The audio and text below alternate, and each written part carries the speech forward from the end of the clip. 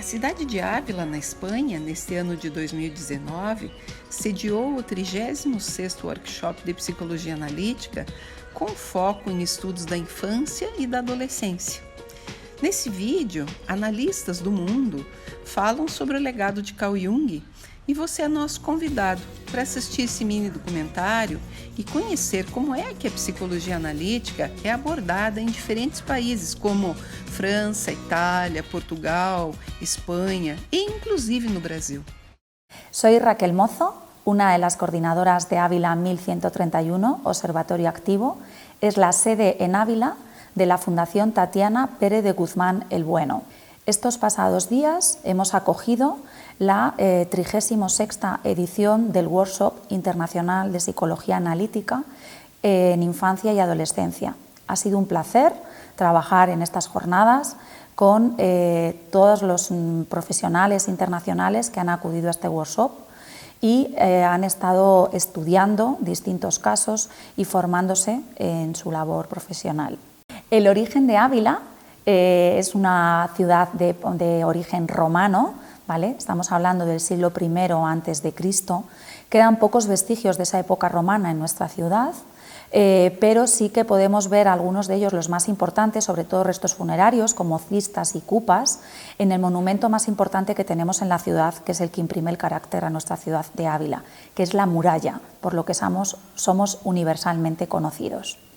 La muralla fue construida a finales del siglo XI, en época de la repoblación. Bueno, tiene una superficie de 35 hectáreas, numerosos torreones, cubos de la muralla, está construida en distintas fases y evidentemente tiene un carácter defensivo.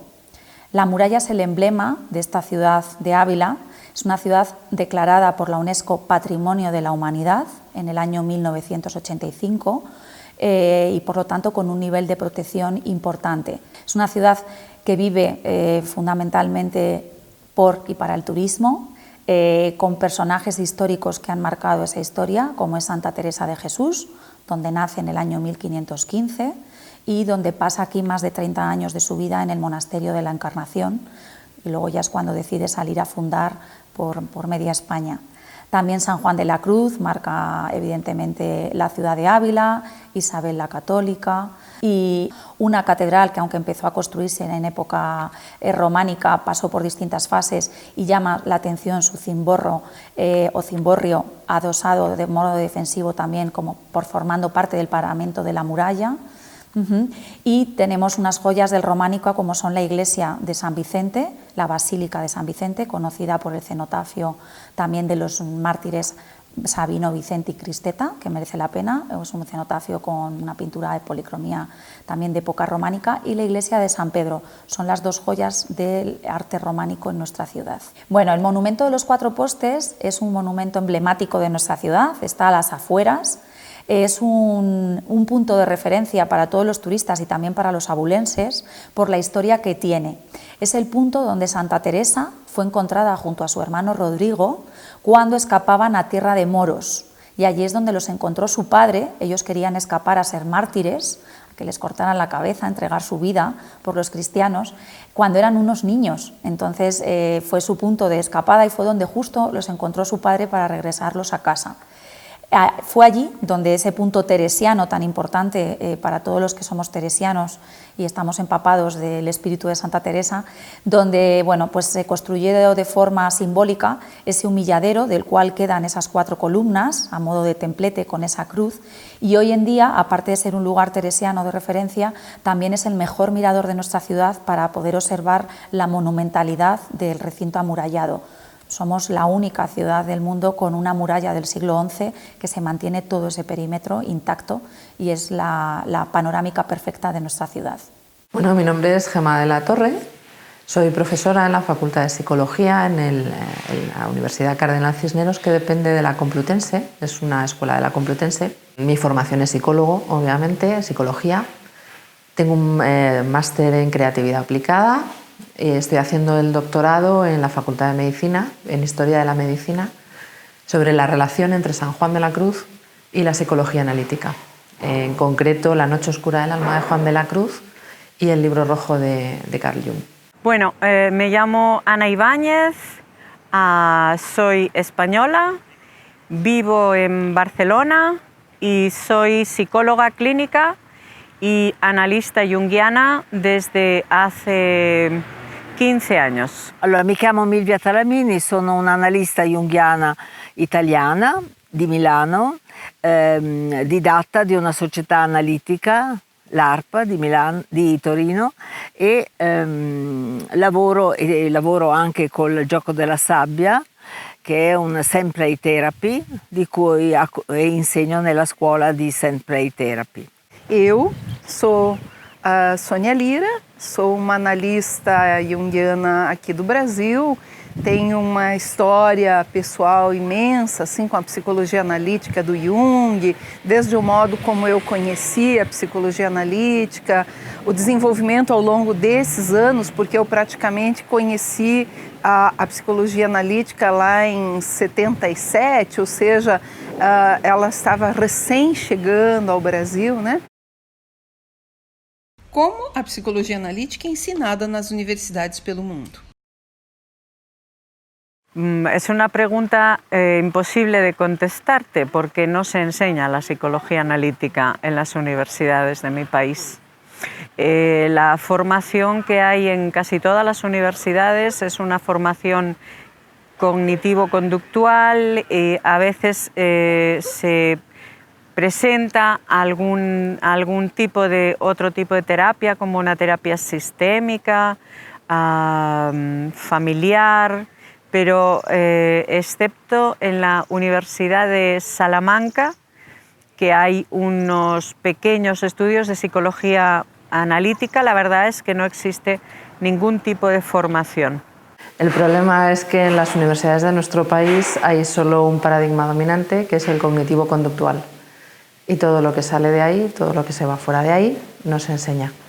Lo enseñamos a algunos profesores en nuestras asignaturas, por ejemplo, en mi caso, en Psicología de las Organizaciones, trabajando las patologías de las organizaciones desde el punto de vista de la psicología analítica, o haciendo seminarios que son complementarios a la formación oficial en psicología. Per rispondere alla prima domanda che mi hai fatto, che riguarda la formazione di junghiana in Italia, posso dire che quando io mi sono laureata all'Università di Padova, Jung non era quasi conosciuto, perché tutte le università allora, ed erano due, solamente Roma e Padova, erano caratterizzate dagli insegnamenti freudiani in special modo. Quindi Jung non era assolutamente non solo insegnato, ma neanche tenuto in conto, perché per diverse ragioni. Successivamente, negli anni successivi, si è cominciato ad introdurre nella università qualche testo di Jung, ma non specificatamente gli esami su Jung. Oggi credo che all'Università di Torino, per esempio, ci sia dei corsi proprio di analisi del profondo, oltre che della psicoanalisi freudiana. Como a alma é tratada pela psicologia analítica nos diferentes países do mundo? En la psicología analítica sí se trabaja con el alma, y desde el alma, y para el alma. Pero lo normal en las consultas clínicas es que la gente vaya buscando soluciones muy cortas y muy sencillas a sus problemas, casi como pastillas psicológicas. Entonces a veces es difícil conseguir que los pacientes entren en un proceso de profundización de aquellos síntomas que está padeciendo y que los entiendan como un mensaje del propio inconsciente y de su propia alma para explicitar qué necesitan hacer y cómo necesitan evolucionar, qué cambios tienen que introducir en su vida. Es más fácil que alguien te diga, bueno, haz estas cosas, estas técnicas de respiración y todo se va a resolver. Bueno, primero haría la diferencia entre alma y psique. Y quizá el concepto de alma en nuestra civilización occidental está muy relacionado con una historia religiosa cristiana y aparte la psique. Por otro lado, la psique lo que me viene primero a la mente es la imagen de la mariposa, que es como se dice psique en griego, que es psique, y me hace pensar en ese proceso de transformación desde el gusanito, después se encierra en la crisálida y ahí hace un proceso que no se puede forzar, que tiene que seguir su propio ritmo, su propia cadencia, hasta que desde dentro se experimenta la sensación de romper ese capullo, y entonces es cuando surge esa mariposa que lleva dentro también, en esa parte central, lleva también la densidad y la sombra de ese gusano primero. Y luego están las alas vuelan, pero la mariposa tiene los dos componentes. Entonces, bueno, yo creo que la psique es el centro de la psicología analítica, porque la entendemos como cualquier cosa que tenga que ver con la visión del ser humano como tal, al menos así lo entiendo yo. Y ahí pueden entrar todos los componentes, desde algo físico, concreto, real, hasta lo espiritual, la relación con el otro y sobre todo, yo creo que con el proceso de humanización, que es el proceso de convertirnos en seres humanos, que me parece que es lo más difícil que existe. Particolarmente messa in relazione con una sorta di, non posso dire caduta, ma una sorta di dubbi che sono emersi nell'anima degli italiani, che sono tutti cattolici. E allora, essendo la Chiesa cattolica un pochino, avendo messo in discussione tante basi, no? dei portati anche interni della nostra personalità, hanno spostato un po' la riflessione su un tema più dell'anima junghiana, dello spirito junghiano, che sposta l'atteggiamento della interiorità umana verso una spiritualità piuttosto che una religione fatta di dogmi. E questo ha questa esigenza, posso dire, profonda dei giovani e anche delle persone che già hanno fatto il loro percorso, porta a sviluppare di più questa ricerca come Jung in qualche modo ha insegnato. Il processo di entrare, che Jung chiama processo di individuazione, cioè la capacità di andare a toccare le nostre radici più profonde, quindi anche la nostra natura e anche la nostra spiritualità, portano sempre di più l'interesse verso i libri junghiani, i libri degli autori post-junghiani come Hillman, Trevi, Neumann. Ci sono tanti autori che hanno contribuito alla diffusione del pensiero di Jung e sono adesso nelle università. Vengono insegnate, sono testi di università, quindi non solo negli istituti di psicoterapia per diventare psicoterapeuti, che sarebbe dopo la laurea, ma anche all'università si comincia a insegnare, a far portare, a far leggere questi autori. Essa alma hoje, mais do que nunca, nós compreendemos que ela se manifesta também no corpo, né? Então ela se manifesta através das nossas emoções, especialmente tratar as emoções, desarticular alguns núcleos emocionais, mas, acima de tudo, compreender também o sentido desses sintomas. Mas, às vezes, contrário à nossa expectativa, o sintoma, ele permanece. E ele permanece, não é na maioria dos casos, mas em alguns casos ele permanece como que constituindo toda a vida do indivíduo. Então, nesses casos, ele não vai se transformar como a gente gostaria que sempre se transformasse, né? Como acontece na maioria das imaginações ativas que a gente trabalha. Então, assim, essa alma, ela tem ela tem propósitos, ela tem o que a gente chama de uma prefiguração mítica. Inclusive eu conversei sobre isso lá no workshop e agora quero escrever um trabalho mais aprofundado sobre a prefiguração, né? O que é que nós trazemos desde já a nossa mais tenra idade, vamos dizer assim, e que já está prefigurando o nosso futuro, a nossa história, o nosso devir. Então essa alma, ela é uma coisa simplesmente maravilhosa e ela é toda amarradinha. Se você vê a nossa história, começo, meio, fim, as sincronicidades que vão acontecendo ao longo do caminho, né? Nós vamos ver que tudo, na verdade, tem um sentido. Depende de se a gente vê ou não vê esse sentido, mas ele está aí amarrando a nossa história do começo ao fim. Então, para mim, ela é uma paixão inata. Essa alma que a gente quer conhecer, quer desvendar, vamos dizer assim, né? Como os analistas do mundo percebem a imaginação ativa? Los analistas. Creo que la gente en general, es una impresión subjetiva, es mía, ¿vale? Yo creo que la gente en general tiene dificultad para trabajar con las imágenes. Es decir, nuestra conciencia dominante es tan racional que intentamos explicar las cosas en vez de dejar que la imagen trabaje por sí sola. Y para mí la potencia de la imagen precisamente es esa. Para mí el gran problema lo puedes abordar desde dos extremos distintos. Por un lado, tú tienes a personas que no están dispuestas a hacer un trabajo de profundización interior.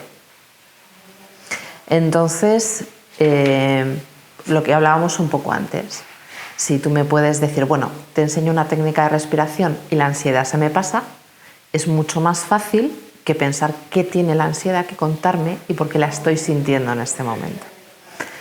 Con las imágenes pasa lo mismo. Es mucho más sencillo que tú le cuentes un sueño o hagas una imaginación activa y tengas un señor delante que te diga esto significa una casa, significa que el yo está posicionado, no sé. Eso es mucho más sencillo que lidiar con lo ambiguo, con lo que no tiene una significación clara, con un idioma que no es tu idioma habitual. Esa es la gran dificultad. Entonces, esa dificultad la tienen los pacientes, pero la tienen los analistas.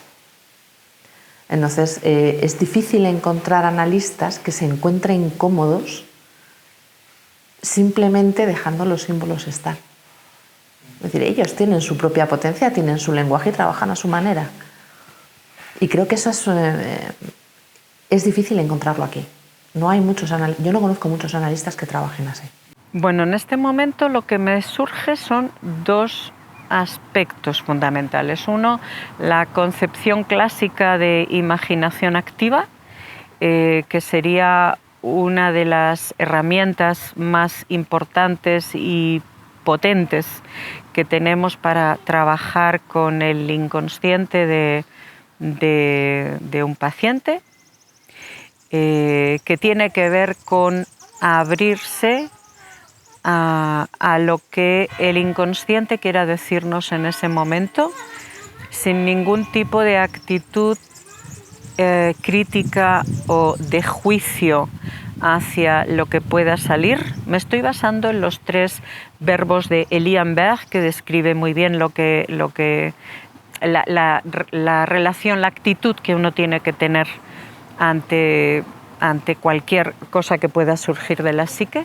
Después tiene que ver, o lo siguiente sería recibir y considerar todo lo que está saliendo comprometiéndote con eso. O sea, no es un simple ejercicio de fantasía, sino que lo que está saliendo está profundamente relacionado contigo. Y entonces te lo tienes que tomar con la misma seriedad con la que pagas la hipoteca, por ejemplo, ¿no? Y de eso lo que se desprende es un compromiso absoluto con lo que va saliendo y con lo que va a dar lugar eso que está saliendo.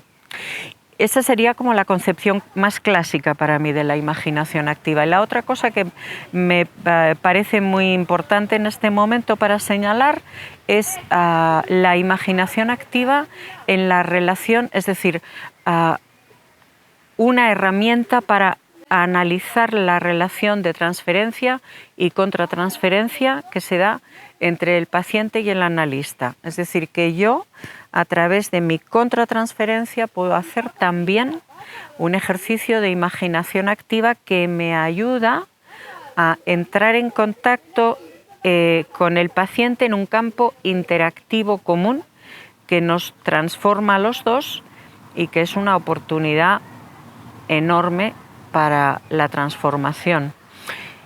En eso yo también soy transformada, ¿no? Entonces, en ese proceso alquímico, por eso te decía antes, yo no puedo acercarme a un paciente solo desde lo intelectual o desde mi conocimiento o desde mis destrezas o herramientas, sino que tengo que comprometerme a un nivel total porque sé che lo che sta succedendo también me va a trasformare a me. Quindi io sento che non è solo perché in qualche modo io sono dentro e partecipo a questi insegnamenti, a queste riflessioni comuni all'interno dei nostri seminari, ma sento che c'è proprio un'esigenza anche più collettiva in Italia verso sperimentare un tipo di psicoterapia e di ricerca di se stessi molto più attiva di una volta, di tempo fa. O que eu posso dizer é que aqui no Brasil a psicologia analítica ela vem ganhando espaço. Ao contrário do que está acontecendo na Europa, as nossas universidades têm cada vez mais psicologia analítica, claro que não em todos os estados, né? Eu tenho dado aulas, conhecido várias universidades e algumas não têm psicologia analítica simplesmente porque nós não temos professores. Não temos professores capacitados para dar essa formação. Eu tenho poucos analistas do Brasil com o qual eu tenho trocado diretamente uma conversa, um diálogo sobre essa imaginação ativa.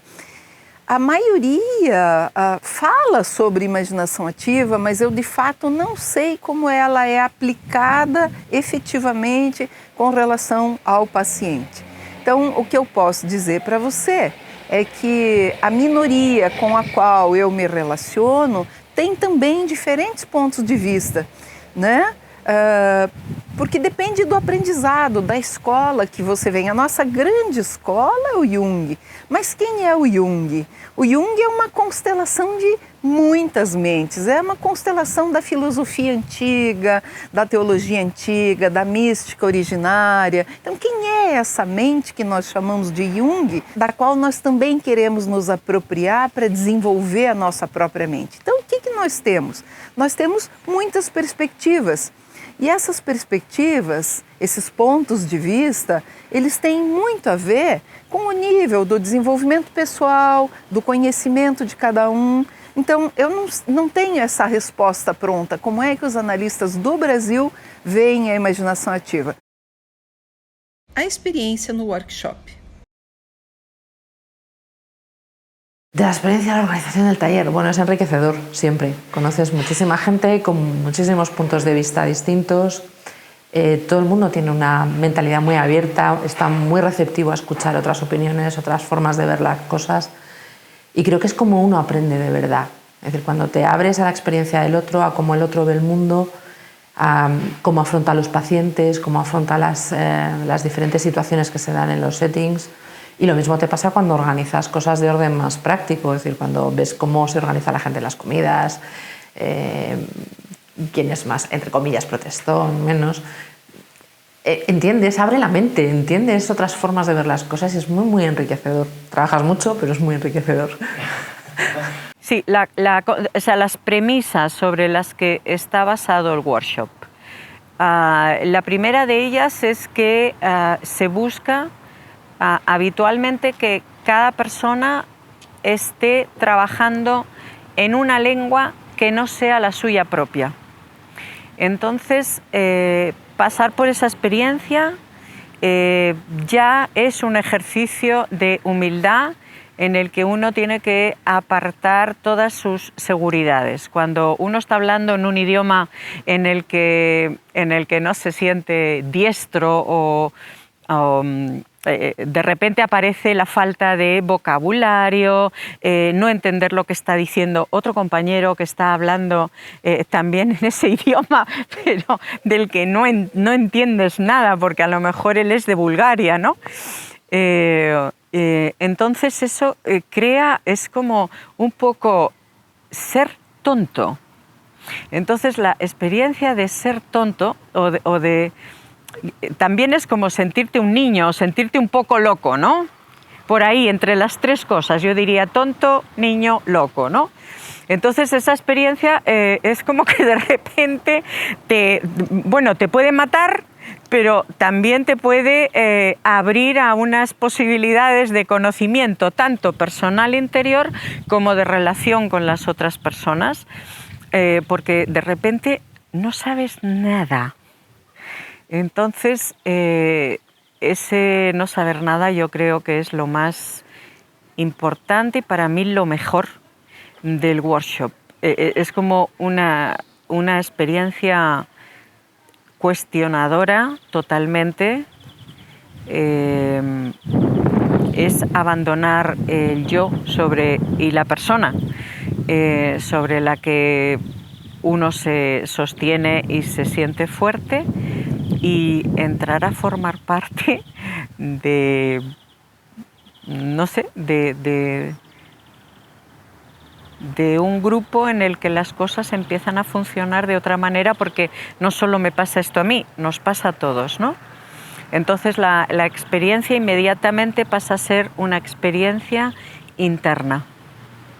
Sí, no es hacer una intervisión de un caso en el que todo el mundo dice, pues yo aquí veo no sé qué aspecto del ánima, pues yo aquí lo que estoy viendo, a ver en este dibujo, este dinosaurio, tal, sino que de repente el primero que es cuestionado eres tú. Entonces tu aproximación al material es una aproximación mucho más orgánica, yo diría más básica, más sencilla y bueno, finalmente mucho más enriquecedora. Allora, questo workshop è un workshop che ha avuto come titolo, come tema, il silenzio. E quindi già siamo entrati in una contraddizione, perché parlare del silenzio ha messo tutti molto in crisi, però c'è stata un'introduzione da parte degli organizzatori molto interessante, che hanno chiesto all'inizio ad ognuno di esprimere un pensiero sul silenzio. Quello che ne è risultato è che il silenzio è stato sempre rapportato allo spazio. Il silenzio come apertura di spazio interno, di spazio come questo che vediamo, che ci circonda, lo spazio naturale, ma nessuno ha avuto il coraggio di parlare del silenzio legato allo spazio vuoto, al nulla, al qualcosa che precede il divenire, che precede una nascita, che precede una trasformazione. E l'essere umano ha terribilmente paura del silenzio come del buio totale, perché è prima della nascita. O workshop em Ávila, na Espanha, esse ano, foi assim uma coisa muito importante, muito profunda, conhecer analistas de vários países, conversar em diferentes linguagens, isso foi falado por todas as colegas analistas, da importância que é a gente conversar em diferentes línguas mesmo, né? A gente se debate, a gente se enfrenta, a gente erra, a gente se ajuda. Então, assim, isso criou vínculos muito bons entre nós. Foi a primeira vez que eu participei desse workshop, que já é o 36º ano que ele se repete, né? E eu pretendo continuar participando daqui para frente. Esse ano, por exemplo, de 2019, eu praticamente tirei este ano, vamos dizer assim, para levar a imaginação ativa, assim como nós estamos experimentando aqui no sul do Brasil, para diferentes países, né? Eu já estive nos Estados Unidos, em São Francisco, em Santa Cruz, eu já estive agora na Holanda falando sobre os sonhos e sobre a imaginação ativa. Eu também estive em Moscou no último congresso. Ou seja, nós estamos aos poucos nos intercomunicando, não só os analistas do Brasil, especialmente com o tema da imaginação ativa, mas com esses outros países. Então, eu acho que aos poucos nós vamos nos entendendo melhor e vendo o que realmente queremos fazer com a prática da imaginação ativa.